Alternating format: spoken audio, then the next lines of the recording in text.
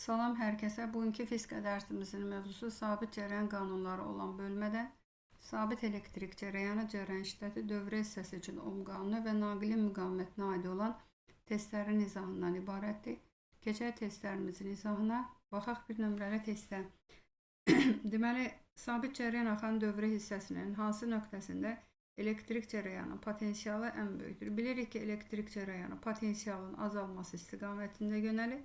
Ona görə də bir nöqtəsində elektrik sahəsinin potensialı ən böyük, məsələn 4 nöqtəsində isə nədir? Ən kiçikdir. Bizdən də ən böyüyü soruşduğuna görə 1-i götürürük. 2 nömrəli test. Deməli, R vurulsun, S bölünsün L ifadəsi hansı fiziki kəmiyyət ifadəsi ilə hansı fiziki kəmiyyət təyin olunur? Baxırsınız, mötərizənin içərisində R naqilin müqavimətidir. Bu zaman müqavimətin asılı olduğu düsturu yadımıza salırıq. R bərabərdir rho vurulsun L bölünsün S-dir. Buradan olacaq nədir? Xüsusi müqavimət tapılıb. Deməli olur A variantı. 3 nömrəli testdə naqilin müqaviməti hansı ifadə ilə təyin olunur? Naqilin müqaviməti rho L bölünsün S düsturu ilə təyin olunur. Sonra 4-də hansı halda voltmetr R1 müqavimətindəki naqildəki gərginlik düşküsünü ölçür? Bilirik ki, voltmetr elektrik dövrəsinə paralel qoşulur. Əgər R1 müqavimətindəki, yəni R1 naqilin müqavimətdəki naqildəki gərginliyi ölçürsə, həmin naqilə paralel birləşməlidir. Bu da olacaq hansı variant? B variantı. Sonra 5 nömrəli testdə lampadakı gərginliyi ölçmək üçün voltmetr hansı halda dövrəyə düzgün qoşulmuşdur? Yenə voltmetr dövrəyə paralel qoşulmuşdur. Yəni hansı cihazın gərginliyini ölçürsə ona paralel qoşulacaq. Ona görə baxın A variantı. Baxın bu lampadır və voltmetr həmin lampaya nə cür qoşulub? Paralel qoşulub olur A variantı. Sonra məsələn 6 nömrəli testdə lampadakı cərəyan şiddətini ölçmək üçün bəs ampermetr dövrəyə ardıcıl qoşulur. Burada da olacaq hansı variant? C variantı. Bax bu batareykadır, bu lampa, bu da ampermetr. Yenə qeyd edirəm. Deməli, voltmetr dövrəyə paralel, ampermetr isə nə cür qoşulur? Ardıcıl. Sonra 7 nömrəli testdə elektrik cərəyanı nəyə deyilir?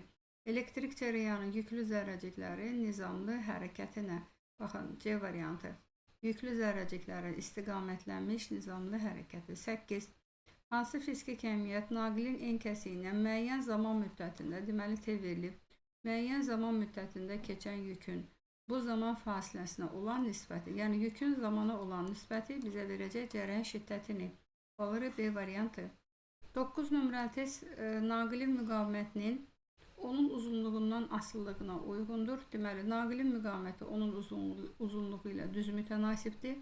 Məsələn, burada yazır verilmiş materialdan hazırlanmış.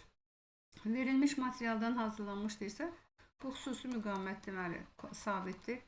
Sonra en kəsiyinin sahəsi sabitdir və düsturu seçirik. Düsturumuz R bərabərdir rho L bölünsün S düsturu. Və bu düstura görə R naqilin uzunluğu ilə düz mütənasibdir. Doğru cavab olur Y variantı. Sonra 10 nömrəli testdə eyni ilə oxşar tipli testi, yəni düstur olaraq verilmiş eyni materialdan hazırlanmış naqillərin müqavimətinin en kəsiyinin sahəsindən asılı qrafiki hansıdır? Düsturumuz R bərabərdir rho L bölünsün S yazırsınız. R burada S ilə tərs mütənasibdir. Doğru cavab olur B variantı. Keçək növbəti səhifəmizə. Növbəti səhifədə isə baxın elektrik cihazı ilə bağlı dövrələr verilmişdir. Baxaq 11 nömrəli testdə. Bir hansı açarı qapadıqda zəng çalır, amma lampa yanmır. Baxın. Deməli, bax bu cərəyan mənbəyidir. İndi bizə lazımdır ki, zəng işləsin, yəni zəng çalsın, amma lampa yanmasın. Lampa yanmaması üçün deməli 1 və 2 qapanmalı. Qapalı olmamalı. Burada qapalı olan olmalı da hansı açar? 3 açarı. Deməli, baxın, burada açar qapanan kimi mənbəyə siqnal ötürülür və mənbəyə siqnal ötürülən kimi dövrəyə cərəyan gəlir. Məsələn, cərəyan bura gəldi. Artıq bu hissəyə cərəyan keçə bilməz. Çünki burada açar açıqdır. Deməli, lampa yanmır. Cərəyan gəlir artıq. Baxın, elektrik zənginə daxil olur, gəlir bu hissə. Bu hissə yenə açıq olduğuna görə lampaya cərəyan getməyəcək. Ona görə də baxın, cərəyan, baxın, müsbətdən gələcək hara? Mənfiyə. Deməli, həmin cərəyanın, baxın, hərəkət trayektoriyasına, yəni hansı elektrik cihazı düşürsə, həmin cihaz yanır. Deməli, baxın, burada işləyir daha doğrusu. Deməli, burada zəng çalır, lampa yanmır. 12 nömrəli testdə indi deyir ki, lampa yanır, zəng çalmaz. Lampanın yanması üçün elə lampanın qarşısındakı açarı bağlasaq, baxın, biri bağlasaq, bu zaman mənbəyə siqnal ötürülür və mənbəyə siqnal ötürülən kimi mənbədə artıq dövrədə cərəyan yaranır. Yəni yüklü zərrəciklərin artıq nizamlı hərəkəti baş verir və cərəyan istiqaməti olaraq, şərti olaraq müsbətdən hara doğru, mənfiyə doğru. Məsələn, baxın, cərəyan bura gəlir. Bu aşağı hissəyə cərəyan getməyəcək 2 və 3-ə, çünki orada açıq hissə var və cərəyan gəlib lampadan keçir, hara doğru gəldi, baxın, mənfiyə doğru. Yenə cərəyanın, baxın, yüklü zərrəcikin hərəkət trayektoriyası göstərildi. Həmin o istiqamətlənmiş trayektoriyaya lampa düşdü və bu zaman lampa yanır, zəng işləmir. Məsələn, indi sizdən tezdə soruşula bilər ki, bəs biz hansı açarı qapasaq? Lampa da yanır, zəng də çalır. Bunun üçün, baxın, 2-ni qapayacaqsınız.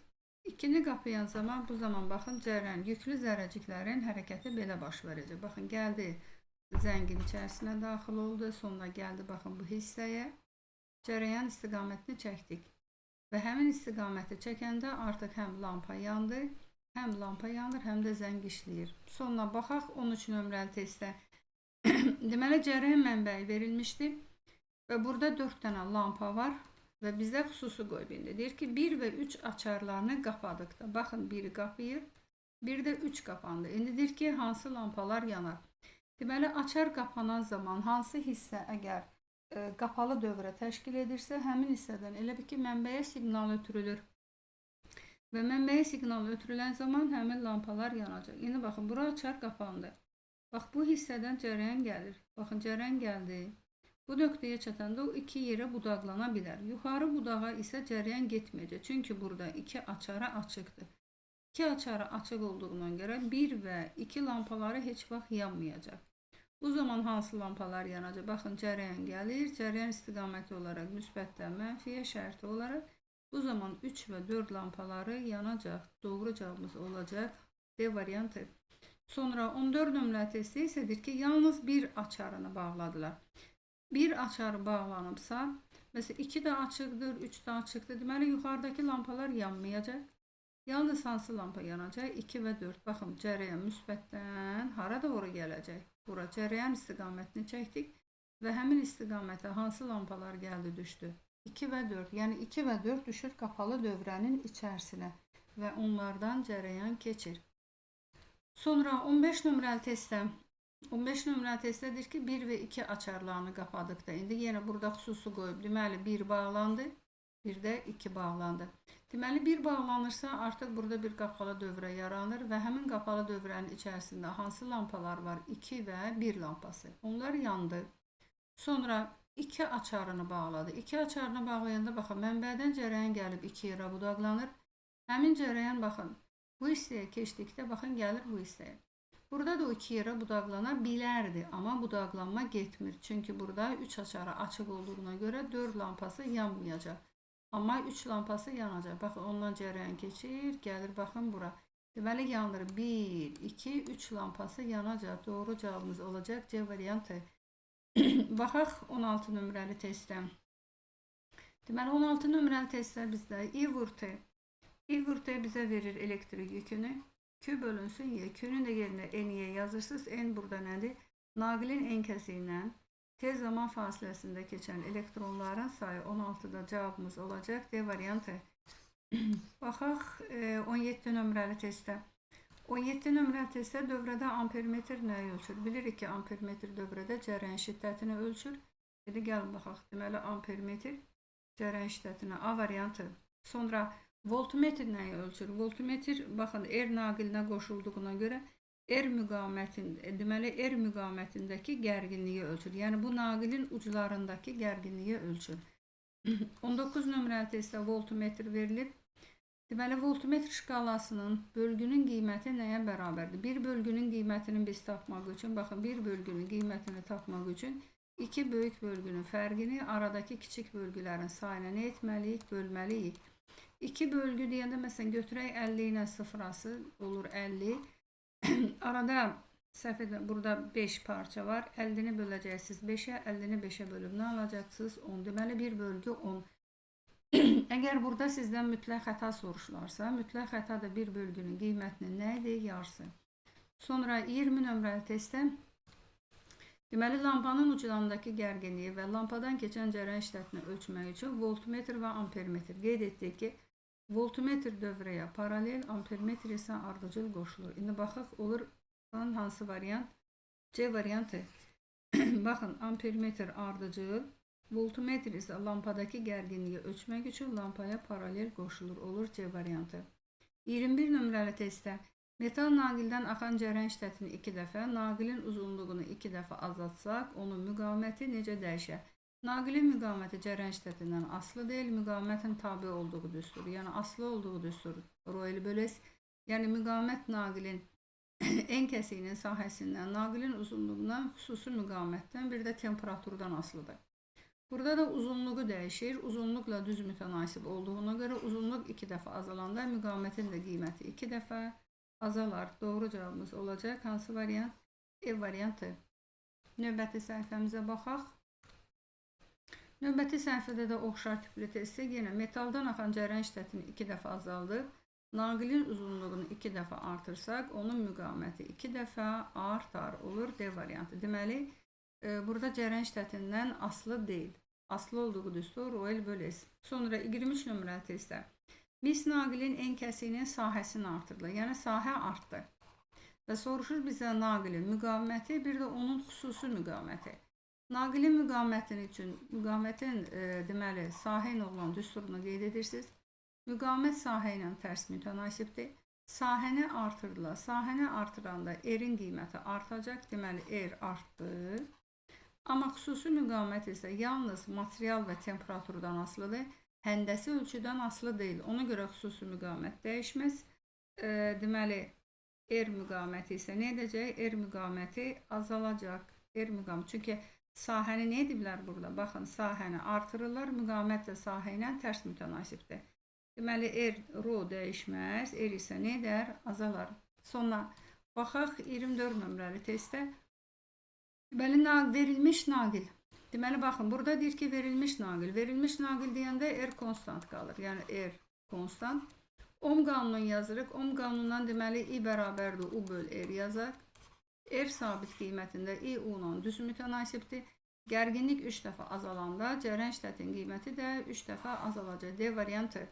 Məsələn, 25-də dövrə hissəsində indi müqaməti artırırlar. Bu zaman gərginliyi sabit saxlayıb yazırıq. I bərabərdir, U bölünsün R düsturunu yazırsınız. Deməli, U-nun sabit qiymətində cərəyan şiddəti müqamətlə tərs mütənasibdir. Müqamət 3 dəfə artanda cərəyan şiddətin qiyməti 3 dəfə nə edəcək? Cərəyan şiddətin qiyməti 3 dəfə azalacaq. A variantı. Sonra naqilin müqamətini necə azaltmaq olar? Deməli, müqaməti necə azaltmaq soruşulursa, bu zaman biz müqamətin tabi olduğu, yəni asılı olduğu düsturları seçməliyik. Bunlardan birini yazırıq ki, Royle-Boles, digəri isə temperaturlandır. Müqamət cərəyan şiddəti və gərginlikdən asılı deyil. Ona görə mexaniki olaraq burada C variantı, bir də D variantı gedir. Edib müqaməti azaltmaq lazımdır. Baxaq. Naqilin en kəsiyinin sahəsini artırmaqla doğru cavabımız elə olacaq A variantı. Çünki müqamət sahə ilə tərs mütənasibdir. En kəsiyinin sahəsini artırsan, müqamətin qiyməti azalacaq. Məsələn, digərinə baxın B variantına.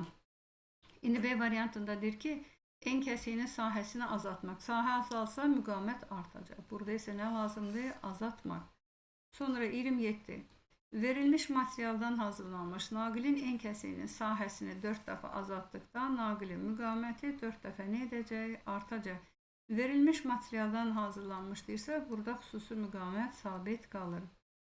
28 nömrəli testdə voltmetrin göstərişi nə qədərdir? İndi baxın, voltmetr yəni neçəni göstərir. Əvvəlcə siz bu testləri həll etmək üçün bir bölgünün qiymətini tapmalısınız. Bir bölgünün qiymətini tapmaq üçün deməli, iki böyük bölgünün fərqini. Gəlin biraz bunu bölək, görək arada burada neçə bölgümüz var. Deməli, biz burada əvvəlcə bir bölgünü tapıb, bir bölgünü tapandan sonra, diqqətlə basın, bir bölgünü tapandan sonra deməli, voltmetrin göstərişini tapa bilərsiniz. İndi baxaq. Deməli, burada arada baxın 1, 2, 3, 4, 5, səhv demək 5 bölgü var. 5 bölgü var. Onu bölürük 5-ə. Deməli, onu 5-ə böləndə bir bölgünün qiymətini alırıq neçə? Bir bölgünün qiymətini alırıq 2. İndi burada da baxırsınız ki, baxın, əqrəb 40-ı keçib və neçənci bölgüdədir? 1, 2, 3-cü bölgüdədir. Ona görə yazırsınız. Deməli, voltmetrin göstərişi U bərabərdir 40 üstəgəl 3 vurulsun 2. Alırıq neçə? 46. A variantı. Deməli, əvvəlcə bir bölgünü tapırsınız. Deməli, 0 ilə 10 arasında 5 parçadır. Baxın, bir bölgü bərabərdir 10 bölünsün 5. 10 bölü 5 tapırıq 2. Əqrəb də 40-ı keçib və 3-cü bölgüdədir. 3-cü bölgü, hər bölgüdə 2 olduğuna görə cavab olacaq 46. Sonra 29 nömrəli testdə verilmiş materialdan hazırlanmış naqilin en kəsiyinin sahəsini 4 dəfə azaltdıqda onun xüsusi müqaməti dəyişmir. Çünki xüsusi müqamət yalnız növdən, bir də temperaturdan asılıdır. 30-da cihazla aparılan ölçmənin mütləq xətasını hesablayın. Bilirik ki, mütləq xəta bir bölgünün qiymətinin yarısıdır. Gəlin yazaq bura. Deməli, mütləq xəta bir bölgünün qiymətinin yarısıdır. Deməli, biz əvvəlcə bir bölgünün qiymətini tapmalıyıq. Bir bölgünün qiymətini tapmaq üçün, məsələn, gəlin baxaq 2 və 3 arası. Deməli, nə edəcəksiniz? Bir bölgünün qiymətini tapmaq üçün, deməli, 3-dən 2-ni çıxırsınız və aradakı kiçik bölgülərin sayına bölürsünüz. Gəlin görək, arada neçə parçamız var? Deməli, 1, 2, deməli, 1, 2, 3, 4, 5. Burada yazırsınız 5. Deməli, 1-i bölürsünüz. 1 böl 5. Tapırıq neçə? 0,2. 0,2 tapdıq. İndi onun mütləq xətası. 0,2-ni də 2-yə bölsəz neçə alacaqsınız? 0,1. Deməli, cihazın mütləq xətası neçə oldu? 0,1. Gəlin baxaq görək 30-da nə yazıb? Doğru cavabımız olacaq D variantı. Eyni ilə 31 nömrəli testdə də elədir. Deyir ki, cihazla aparılan ölçmənin mütləq xətasını hesablayın. Yenə qeyd edirəm, mütləq xəta hesablamaq üçün biz əvvəlcə bir bölgünün qiymətini tapmalıyıq. Baxın, bir bölgünün qiymətini tapıb onu da 2-yə bölməliyik. Bir bölgünün qiymətini də tapmaq üçün 2 böyük bölgünün fərqini aradakı kiçiklərə bölməlisiniz. İndi tətbiq edək qaydamızı. Deməli, 2 və 4 arası götürsək, deməli 4-dən çıxdınız 2, qaldı 2. Bəs arada neçə bölgüsü var? 1, 2, 3, neçə bölgü var? Arada da 4 bölgü var. 2 böl 4 alırıq neçə? 0,5. Sonra yenidən 0,5'i 2'ye böləcəksiniz. 0,5'i 2'ye bölsəz alacaqsınız neçə? 0,25. Doğru cevabımız olacaq C variantı. Baxaq 32 nömrəli testə. 32 nömrəli testdə deməli, sxemdə zəngin şərti işarəsi hansıdır? Baxın, zəngin şərti işarəsi nədir? 2. Məsələn, 1 lampadır, 5 cərəyan mənbəyi, 3 rezistor, naqil, 4 dənədir açar. Sonra 33-də sxemdəki açarın şərti işarəsi hansıdır? Baxın, 4. 4 olacaq nədir burada? Açar. Sonra 34 nömrəli testdə naqilin uzunluğunu 2 dəfə, diametrini 4 dəfə artırdıqda onun müqaməti necə dəyişər? Bunun üçün müqamətin asılı olduğu düsturda R bərabərdir. Rho vurulsun L bölünsün S. S burada sahədir. Sahəni PD kvadratı bölünsün 4-dən açırıq və biz burada nə alırıq? Biz alırıq ki, deməli müqavimət, yəni R, baxın, L bölünsün D kvadratının bu nisbətlə düz mütənasibdir. Baxaq. Deməli, uzunluğu 2 dəfə artıranda bura bir 2 yazdıq. Diametri isə 4 dəfə artırdıqda burada 16 oldu. 16 ilə 2 getdi, oldu 8 dəfə. Deməli, bu 8 dəfə məxrəcə bir 8 düşdü. Deməli, məxrəcin qiyməti 8 dəfə artdı. Onda müqavimətin qiyməti 8 dəfə nə oldu? Azaldı. Doğru cavabımız olacaq D variantı. Sonra 35 nömrəli testdə uclarında gərginlik düşküsü 4 volt. Yəni gərginliyi bizə verir 4 volt. Sonra 2 dəqiqə ərzində 15 kilon yük keçmişdi. 2 dəqiqə ərzində buradan siz nəyə tapacaqsınız? Cərəyan şiddətini tapmalısınız. Yəni cərəyan şiddəti də bərabərdir. Q bölünsün nədir? T-dir. Deyir ki, naqilin müqavimətini tap. Buradan əvvəlcə düsturu yazırsınız. R bərabərdir U bölünsün I-dir. Bura I-nin yerinə yazılır. Q bölünsün T. T çıxdı kəskin surətlə. Burada da U. T-nin qiyməti 2 dəqiqədirsə, 2 dəqiqəmiz, 1 dəqiqəmiz 60-dırsa, 2 dəqiqəmiz 120. U-nun qiyməti 4-dür. Məxrəcdə də neçədir? Məxrəcdə də 15-dir. Gəlin bunları biz 5'ə və yaxud da ki 3'ə ixtisar aparsaq, 5'ə 3'ə ixtisar aparsaq burada 5 qalacaq. Bunu da 3'ə bölsək neçə qalacaq? Burada qalacaq 40. 5 ilə də 40 aparsa isə 8, 3, 4 vur 8, alırıq neçə? 32. B variantı. 36 nömrəli testdə naqildəki cərəyan şiddətinin zamandan asılı qrafiki verilmişdir. 10 saniyə ərzində naqilin en kəsiyindən keçən yükün miqdarını hesablayın. Bunun üçün cərəyan şiddətinin düsturundan yükün tapırıq. Q bərabərdir I vurulsun T. I vurulsun T'ni biz qrafikdən tapırıq. Hasil təşkil etdiyinə görə keçirik qrafikdə fiqurun sahəsinə. Baxın, qrafikdəki həmişə bu düz xətt. Baxın, birinci rübdə olduğuna görə düz xəttin alt hissəsini rəngliyirsiniz. Rəngləyəndə biz 3 bucaq alırıq. Buradan 3 bucağın sahəsini hesablayacaqsınız. Deməli, bir tərəfi 10'dur, bir tərəfi neçədir? 0,2. 10 vurulsun 0,2 bölünsün nə yazırıq? 2. Doğru cavabımız olacaq neçə? Doğru cavabımız olacaq 1. B variantı. Eyni ilə 37 nömrəli testlərdə yenə fiqurdur. Burada sadəcə əvvəlkindən fərqli olaraq burada trapesiyadır.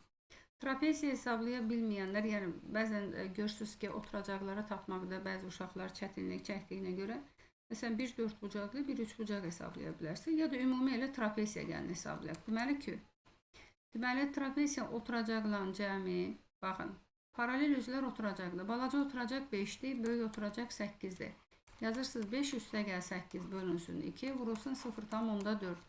2 ilə 0,4 xəsar aparsınız. Burada qalacaq 0,2. Deməli 13'ü vuracaqsınız 0,2'yə. 2'ni 13'ə vursanız alırsınız 26. Burada da 0,2 olduğuna görə alırıq 2,6. B variantı. Baxaq növbəti səhifəmizdə. Növbəti səhifə vahidlərlə bağlı bir testdir. Deməli 38 nömrəli testdə joule bölünsün volt vurulsun saniyə. Məsələn, burada joule açacaqsa kulon vurulsun voltla, məxrəcdə də volt vurulsun saniyədir. Voltlar ixtisar gedir. Kulon deməli ya düstura çevirərsiniz Q bölü T, verəcək bizə nəyi? Cərəyan şiddətini. Və hətta ki cərəyan şiddətini deyirəm, Q bölünsün T.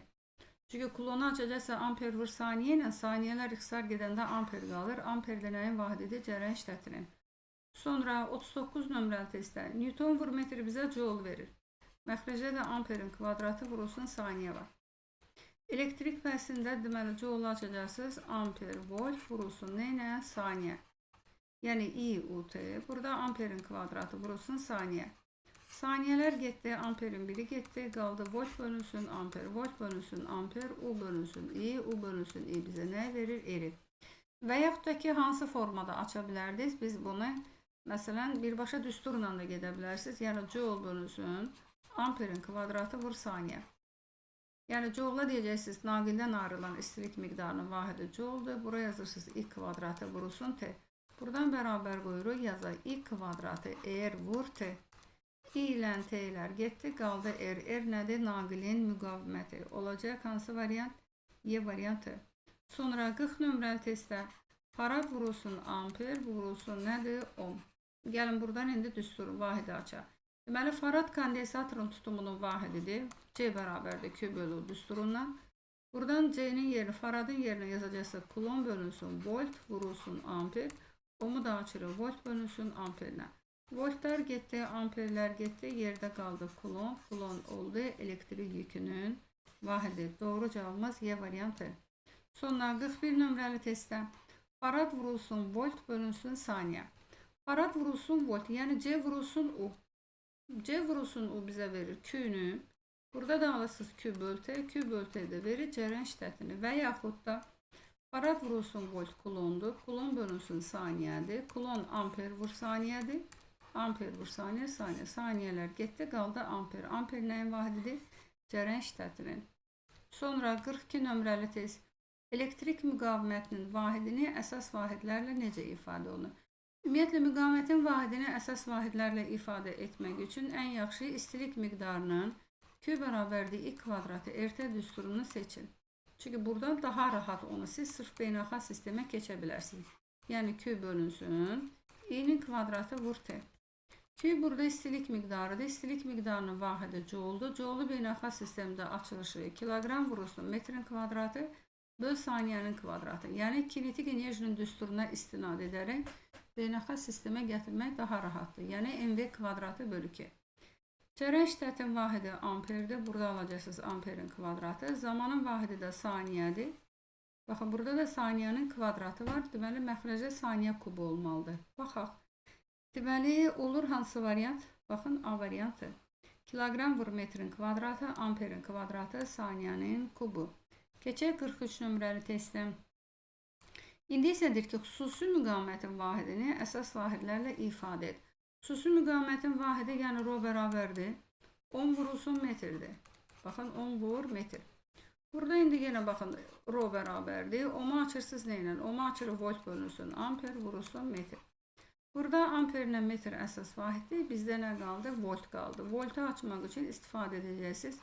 U bərabərdir. A bölünsün Q düsturu. Yəni, joule bölünsün kulon. Deməli, buraya yazılsın joule bölünsün kulon. Kulonu məxrəcdə açacaqsa amper vur saniyə. Məxrəcdə də bir amper var. Burada da metr var.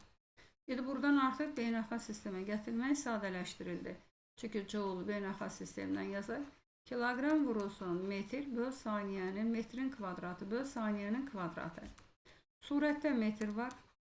Məxrəcdə amper, amperin kvadratı. Bir də məxrəcdə saniye var. Elə buradan biz nə aldıq? Aldıq.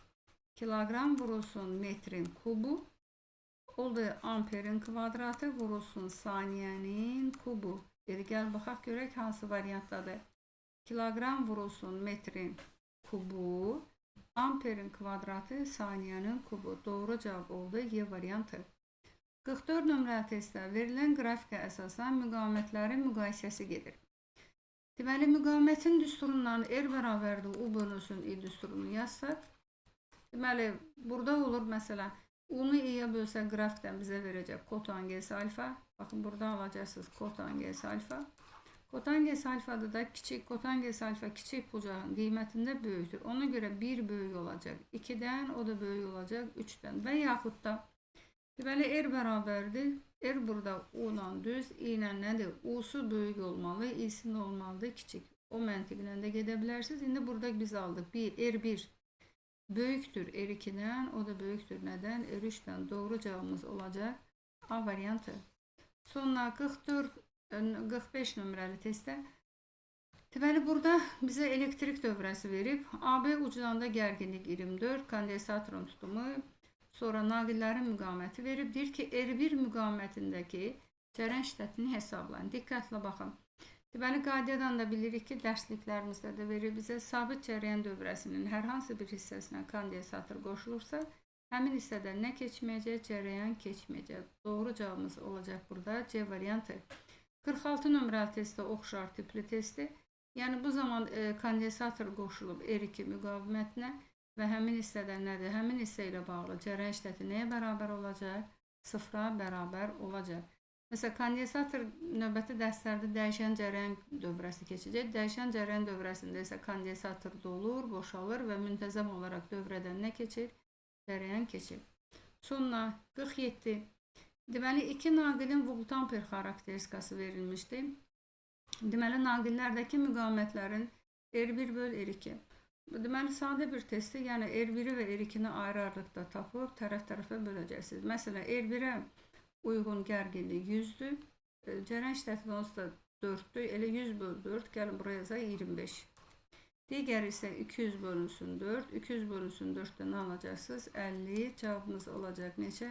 Cavabımız olacaq 2-1. 2-1 hansı variantdır? Y variantı. 48 nömrəli testdə oxşar tipli testi.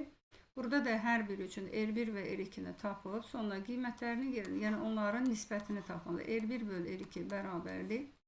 Deməli, istifadə edəcəyimiz düstur ohm qanunu R bərabərdir. U bölünsün I. Məsələn, U-nun qiyməti 1 nöqtəsinə uyğun, U-nun qiyməti 100-dür. Bura 100 yazırsınız. I-nin qiyməti isə neçədir? 4. Burada 4 yazılır. 100-ü bölürük 4-ə, 100-ü 4-ə. Böləndə alırıq 25. Deməli, R1-in qiyməti oldu 25. Eyni qayda ilə R2-ni tapırsınız. R2-ni tapanda isə U-nun qiyməti 200-dür. Baxın, burada 200 yazılır. Gələk bura. I-nin qiyməti isə neçədir? 2-dir. 200-ü bölürük 2-yə neçə alırıq? 100. Burada yazırsınız 100. Deməli, surətə məxrəci 25-ə bölsə, surətdə 1, məxrəcdə də nə qalacaq? 4-1. Doğru cavabımız olacaq nədir? Doğru cavabımız olacaq Y variantı. Sonra 49 nömrəli testdə cərəyan şiddətinin vahid zamanda naqilin ən kəsiyindən keçən elektronların sayından asılı qrafiki hansıdır? Cərəyan şiddətinin düsturunu yazırsınız. I bərabərdir Q bölünsün T. Burada vahid zamanda deyəndə T'ni 1 götürsək və Q'nun da yerinə N'yi yazsaq. Buradan alırıq ki, cərəyan şiddəti burada elektronların sayı ilə nədir? Düz mütənasibdir. B variantı. Baxaq 50 nömrəli testə. 50 nömrəli testdə deməli naqilin en kəsiyi ilə müəyyən zaman fasiləsində axan cərəyan şiddətinin yükün naqildən axan cərəyan şiddətinin asılı, yəni Q bərabərdir I vurulsun T. Müəyyən zaman fasiləsi deyirsə T'ni burada dəyişmirik. Q burada I ilə nədir? Düz mütənasib. Doğru cavabımız olacaq D variantı. Baxaq növbəti səhifəmizdə. 51 nömrəli testdə. 51 nömrəli testdə müqavimət bir də xüsusi müqavimətlə bağlı testlər verilib bizə. Deməli, naqilin en kəsiyindən asılıdır. Gəlin baxın, R-in üstünə müqavimət olan hissəyi yazacaqsınız. Rho L bölünsün S yazacaqsınız. Bir də R0 1 polis alfa T. Rho üçün isə elə Rho bərabərdir. Rho 0 1 üstə gəl alfa vurulsun delta T. En kəsiyinin sahəsindən asılıdır müqavimət. Naqilin uzunluğundan asılı deyil. Xüsusi müqavimət, çünki o həndəsi ölçüdən asılı deyil. Naqilin materialından asılıdır. Bu hər ikisinə aiddir. Bu oxşarlıqdır. Naqilin temperaturundan asılıdır. Bu da hər ikisinə aiddir. Bu da oxşarlıqdır. Naqilin uclarındakı gərginliyin ondan keçən cərəyan şiddətinə nisbətinə bərabərdir. Bu da böyük R, yəni U bölünsün I nəyə bərabərdir? R-ə bərabərdir. 5-i də buraya yazırıq. 1, 5. Deməli, 1-ə götürürük 1, 5. Elə cavab çıxır hansı variant? D variantı. Baxın, bir dənə elə burada var. Sonra 52 nömrəli testdə deməli Euler-Venn diaqramı verilmişdi. Yenə müqavimət və xüsusi müqavimət verilmişdi. Naqilin materialından asılıdır. Hər ikisi asılıdır. Deməli, biri ortaya yazacaqsınız. Çünki R bərabərdir. Rho L bölünsün S. Xüsusi müqavimət də növ və temperaturdan asılıdır. Sonra naqilin uclarındakı gərginliyin ondan axan cərəyan şiddətinə olan nisbətinə bərabərdir. Bu müqavimətə aiddir. Yəni düsturu R bərabərdir. U bölünsün I düsturu. Naqilin en kəsiyinin sahəsi ilə tərs mütənasibdir. Yəni Rho L bölünsün S ilə tərsdir. Bu da müqavimətə aiddir 3. Temperaturun azalması ilə azalır. Bu hər ikisinə aiddir. 4'ü də buraya yazdıq. Naqilin uzunluğundan asılı deyil. O da xüsusi müqavimət 5'i buraya yazdıq. Deməli 2, 3, 5, 1, 4. Baxın 2, 3, 5, 1, 4 doğru cavabımız olur A variantı. Sonra 53 nömrəli testdə deməli dielektrik dayaqlar üzərindəki metal kürələr yüklənmişdir. Hər 3 K açarı eyni anda qapandıqda yaranan cərəyanların istiqamətləri oxla göstərilmişdir. Kürələrin ilk potensialları arasında hansı münasibət doğrudur? İndi baxırıq. Qeyd etdik ki, cərəyan potensialın azalması istiqamətində yönəlir. Məsələn, baxın, F1 potensialından baxın. Həmin F1 potensialından baxın, cərəyan bir 3'ə doğru gəlir, bir də 2'yə doğru gəlirsə, deməli F1'in potensialı, yəni potensialı daha böyükdür. Yəni F1 metal kürəsindəki potensial daha böyükdür. Bəs 3. 3'dən həm F1'dən həm 3'ə gəlib, amma 3'dən də 2'yə doğru gedib. Deməli, burada ən kiçik potensialı olan kürə 2'dir. Deməli, 1 böyükdür 3'dən, o da böyükdür 2'dən. Baxaq, 1 böyükdür 3'dən, o da böyükdür 2'dən. Doğru cavabımız olacaq. Hansı variant? Y variantı. Sonra 54 nömrəli testdə deməli, şagird elektrik dövrəsini düzgün yığmadığından dövrədən cərəyan keçmir və lampanın M sıxacını hansı nöqtəyə bağlamaq lazımdır ki, lampa közərsin və ampermetr ondan keçən cərəyan şiddətini ölçsün. Baxın, biz bu zaman M sıxacını gətirib bağlayırıq 2 nöqtəsinə. 2 nöqtəsinə bağladıqda burada qapalı bir dövrə yaranır və həmin qapalı dövrə yaranan kimi mənbəyə siqnal ötürülür və bu zaman baxın, cərəyanın istiqamətinə gəlincə. Baxın, cərəyan gəldi, lampadan keçdi. Sonra gəldi ampermetrdən, baxın, gəldi burada reostatdan, baxın, belə gəldi hara mənfiyə doğru. Deməli, biz əgər M nöqtəsini 2 sıxacına bağlasaq, bizə verilən şərt doğru olduğunu təyin edə bilərik. Deməli, doğru cavabımız olacaq D variantı. Sonra baxaq 55 nömrəli testdə. 55 nömrəli testdə yenə vahidlərlə bağlıdır. Deməli, burada nə verilib bizə? Amper vurulsun saniyənin kvadratı. Baxın, saniyəni farad vur ohm. Burada gəlin faradı açırıq. Faradı açırıq, kulon bölünsün voltla, voltu ataq kəsrin surətinə. Omu da açırsınız volt böl amperlə. Baxın, volt böl amper, amper də çıxdı kəsrin surətinə. Burada voltlar ixtisar getdi. Surətdə olur kulonun kvadratı bölünsün kulon. Bu kulonla bunun biri getdi, qaldı kulon. Kulon nəyin vahididir? Elektrik yükünün vahidi. B variantı. Sonra 56 nömrəli testdə amper vur saniyə, farad vurulsun metr. Amper vur saniyə bizə kulonu verir. Farad vurulsun metr. Faradı açırsınız, kulon bölünsün voltla. Voltu ataq kəsrin surətinə, məxrəcdə də metr var. Burada kulonlar ixtisar getdi. Volt bölünsün metr, yəni U bölünsündür. Potensiallar fərqi və ya gərginliyin məsafəyə olan nisbəti bizə verəcək elektrik sahəsinin intensivliyini yeni. C variantı. Sonra 57 nömrəli testdə müqaməti dəyişə bilən dövrə hissəsinin voltamper xarakteristikası verilmişdir. Gərginlik 100-dən 300-ə qədər artdıqda müqamət necə dəyişər? Deməli, burada 2 nöqtə verilmişdir. Baxın, buna gəlin 1 deyək. Bunların müqamətinə R1, bura isə nə deyək? R2. Deməli, bax, buradan bura doğru gələndə cərəyan şiddətin qiyməti azalır, amma gərginliyin qiyməti nedir? Artır. Bu zaman müqamətin qiyməti də artacaq. Və yaxud da ki, nə edə bilərsiniz? Bir R1 nöqtəsi üçün müqamət hesablayarsınız, yazaq. R1 bərabərdir. Deməli, 100 bölünsün, 0 nə yazırsınız? 0,2.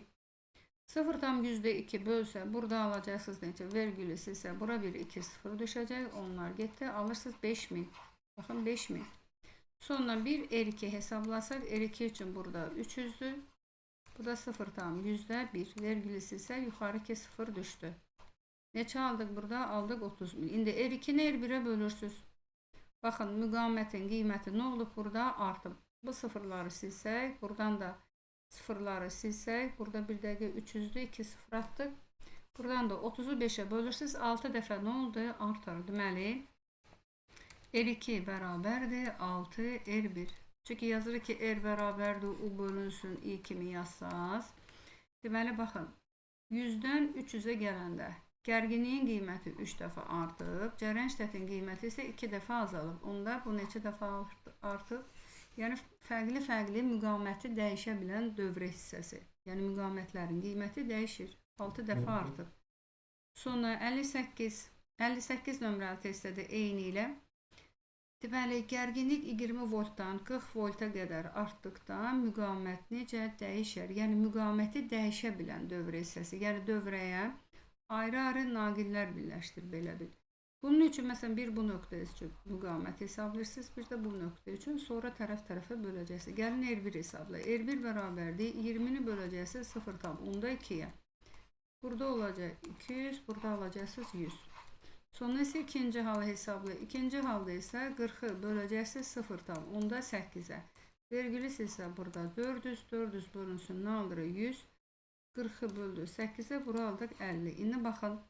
Deməli, 20 voltdan 40 volta getdikdə müqamətin qiyməti azalıb. Neçə dəfə azalıb? 2 dəfə azalıb. Doğru cavabımız olacaq A variantı. Burada məsələn düz xətlərlə də işləyə bilərsiniz. Çünki baxın, bir düz xət belə gedir, bir düz xətdə belə. Baxın, belə. Məsələn, elə testlər olacaq ki, burada istiqaməti verir. Məsələn, baxın, bir nöqtə bu, bir nöqtə bu. İ də U-la düz mütənasibdir. Baxın, bir düz xət buradan keçir. Bir düz xət də buradan keçdi. İndi buradadır ki, müqamət 20-dən hara qalxdı? 20-dən 40'a qalxdı. 20 voltdan 40'a. Məsələn, buna gəlin R1 deyək. Buna nə deyək? R2. Baxın, buradan istiqamət qoyaq, ox qoyaq belə. Yəni, müqaməti kiçik olan naqildən böyük olan naqilə keçid edildi. Müqaməti daha doğrusu böyük olan naqildən kiçiyə keçid edildi. Bu zaman müqamətin qiyməti nə oldu? Müqamətin qiyməti azaldı. Neçə dəfə azaldı? İndi tapdı ki, 2 dəfə azaldı. Baxaq 59 nömrəli testə. Belə 59 nömrəli testdə bu tipli testləri işləmək üçün, yəni əgər yeni öyrəniriksə, birinci neydi? Baxırıq 1-dən 2-yə. Baxın, yazar 1-dən 2-yə. 1-2 keçidinə baxırıq. Deməli, 1-2 keçidində yazırsınız I var, U var, bir dənə var, R var. Deməli, 1-dən 2-yə I-nin də qiyməti artır, U-nun da qiyməti artır. Bu zaman R nə qaldı? R qaldı sabit. İndi bizə bu hissə lazım olacaq. 1-2 hissəsi. Sonra yazırıq 2-dən 3-ə. 2'den 3'e yine i'ni de yazırsınız, onu da yazırsınız, eri de. 2'den 3'e i'nin qiyməti sabit qalıb, bu konstant qalıb. Burada u'nun qiyməti artıb. Deməli, u artıbsa, əslində nə artıb? R artıb. R artıb. Mesela yazırıq ki, u bərabərdir. I vurusu nə yazırsınız? R. R burada sabit qalıb. Deməli, u'nun qiyməti artıbsa, R'in qiyməti artıb. Buradan da bu lazımdır bizə. İndi baxın, bunlara qrafik quraq. Qrafik qurduqdan sonra baxaq görək bizim qurduğumuz qrafikə. Deməli, i'ni nereden qurma? i'ni nereden qurmalıyıq? Onu biz nəyə götürməliyik? Deməli, buradan i'ni seçirsiniz. Buradan da r'i seçirsiniz. İndi baxın. Deməli, r konstant, i artır. Onda r'ə əvvəlcə, baxın, r'ə perpendikulyar, i'yə paralel çəkdiniz. Deməli, bu oldu 1, 2. Deməli, tapdıq 1-dən 2-yə. R sabitdir, i'nin qiyməti də artır. Sonra keçdik 2-dən 3'ə. Deməli, buradan i'ni seçirsiniz. Buradan da r'i. İndi isə nədir? I konstantdır, r artır. Onda olur, baxın, belə. Belə bir qrafik burada aldıq. 1-dən 2-yə, 2-dən 3'ə.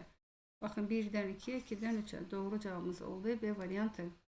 Sonra növbəti səhifədə də eyni qrafiklərdir. Gəlin bunlardan məsələn yazaq, neçəni? 60 nömrəli testi yazaq. Həmin qayda ilə yazsınız, həmişə heç vaxt səhv eləməyəcəksiniz. Sonra isə diqqətli olsa şifahi də yaza bilərsiniz. Deməli, 1-dən 2-yə. Deməli, 1-dən 2-yə burada bizə deməli u'dur, i'dir. Burada r yazırsınız. Deməli, 1-dən 2-yə baxın, buradan bu xət u oxuna perpendikulyardır. Gərginlik oxuna perpendikulyarsa, deməli, gərginlik sabit qalır. Buraya yazdı konstant.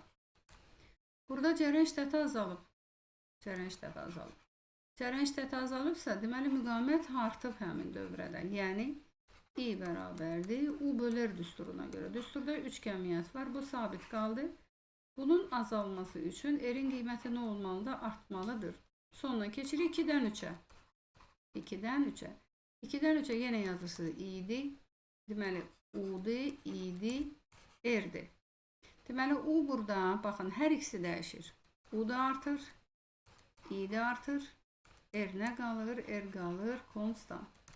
Və biz nələri seçim etməliyik? Deməli, i'nin r'dənsə, baxın, burada elə yazdım ki, baxın, həm i, r, bu da i, r. İndi bunlara qrafik quraq. Gəlin qrafiklərimizi quraq. Belə. Buradan da qurduq belə. İndi baxırıq burada. Deməli, birinci i azalır, r artır. Aha, i azalır, r artırsa, burada nə qurmalıyıq? I, bura i yazar, burada r yazar. Deməli, i azalır, r artır, bu artıq hiperboladır. Belə bir hiperbola qurusu. Bura 1 yazırsınız, bura 2. 2-dən 3'ə i artır, r ilə qaldı konstant. Onunla baxın, olur belə olacaq. I artır, r konstant. Alırıq hansı variant? Alırıq burada A variantı. Baxın, 1-dən 2-yə, 2-dən hara gəldi? 3'ə. Yenə diqqətlə baxın. Deməli, 1-dən 2-yə. U sabitdir, i azalır, r artır. 2-dən 3'ə isə r sabitdir, cərəyan şiddəti də artdı. Digər qrafiklərdə oxşar qrafiklərdə həll edə bilərsiniz. Ona görə gəlin keçək birbaşa ilə 64 nömrəli testə. 64 nömrəli test cərəyan şiddətinin zamandan asılı qrafikidir. Buradan elektrik yükünü soruşur. Buna görə bu düsturu yazırıq. Q bərabərdir i vurulsun t. Məsələn, burada A və B nöqtələr üçün i'nin qiyməti eynidir. i'ni burada götürməyək. Q-nü t ilə tənasüb qursaz. Yəni A və B. A, B. Burada t, A. İndi A nöqtəsinə uyğun zaman 2'dir. B nöqtəsinə uyğun zaman da 6'dır. Burada alırsınız 3'də 1.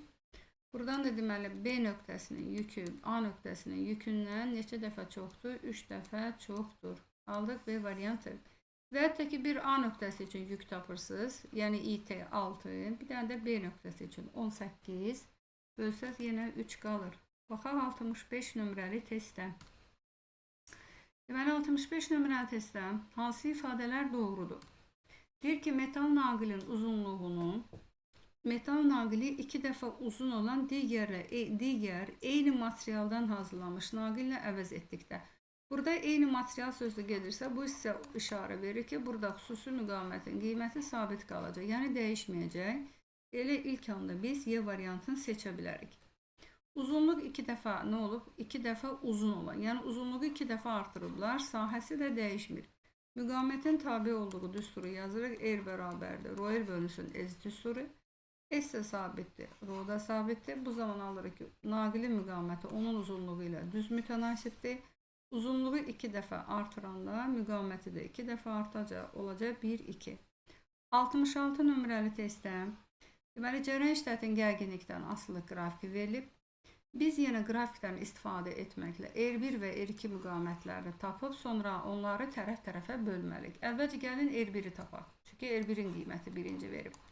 Deməli R1-ə uyğun. Baxın bu nöqtəylə düşürsüz gərginlik oxunun üzərinə. U bölünsün nədir idi? Buraya yazılsa 5U0. Düsturumuzu kənarda yazıram. Düstur R bərabərdir. U bölü düsturuna. U böl I. Yəni ohm qanunu istifadə edirsiniz. Deməli U0 buna uyğun da I0'dır. Baxın I0. Təsəvvür edin ki aldınız 5. Sonra keçirik eyni qayda ilə R2-ni tapırsınız. R2-də deməli R2-yə uyğun U-nun qiymətinə yazıb 4U0. Baxın 4U0. I-yə də yazılıb 2I0. 4U0'dan 2-0 gedəndə burada 2 qalacaq. Sonra bunları tərəf-tərəfə böləcəksiniz. 5 bölünsün 2 alacaqsınız. 2 tam onda 5. Aydın oldu. Deməli bugünlük bu qədər. Bugün biz sizinlə sabit cərəyan qanunları olan bölmədə baxın adları çəkilən sabit elektrik cərəyanı, cərəyan şiddəti, dövrə hissəsi üçün ohm qanunu, naqilin müqamətinə aid olan testlərin izahına baxdıq. Növbəti videolarda görüşərik. Sağ olun. Bugünlük bu qədər.